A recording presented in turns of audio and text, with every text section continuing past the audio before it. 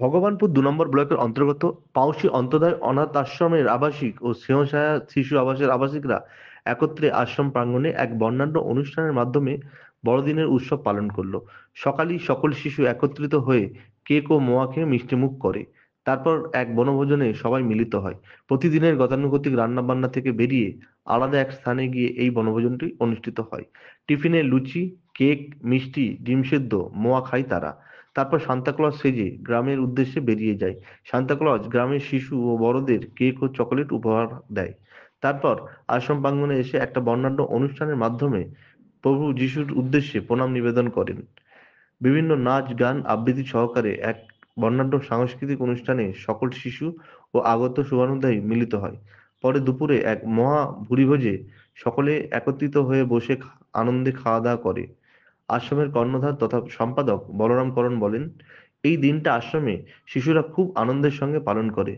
সকল ধর্ম নির্বিশেষে সবাই যে মানুষ, তাই এই দিকটাকে বিবেচনা করে আমরা প্রত্যেকটা অনুষ্ঠান আশ্রমে বড় করে পালন করে থাকি।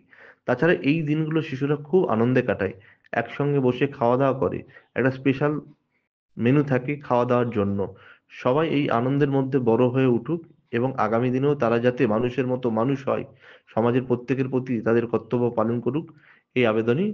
আমি বলরাম করণ পাউশি অন্তর্গত আশ্রমের সম্পাদক। আজকে বড়দিন, যীশু খ্রিস্টের জন্মদিন। জন্মদিনকে ঘিরে প্রত্যেক বছরে নেই, এবছরও আমাদের ছেলেমেয়েরা একটা সকাল থেকে সাজো সাজো রব বলতে পারবে যে আগের দিন থেকেই পুরো আশ্রম প্রাঙ্গণ সাজিয়ে উঠেছি, বিভিন্নভাবে সাজিয়ে দিয়েছি নিজেরা নিজেদের হাতে। আজকে হচ্ছে সাংস্কৃতিক অনুষ্ঠান, সেই সঙ্গে সঙ্গে বিরাট খাওয়া দাওয়ার আয়োজন, হরিবোধ, কেক কাটা সব কিছু হচ্ছে। আমরা মনে করি যে অন্তর্গত অনাথ আশ্রম সব ধর্মকে সম্মান জানায়। Bureau report, Bangabarta.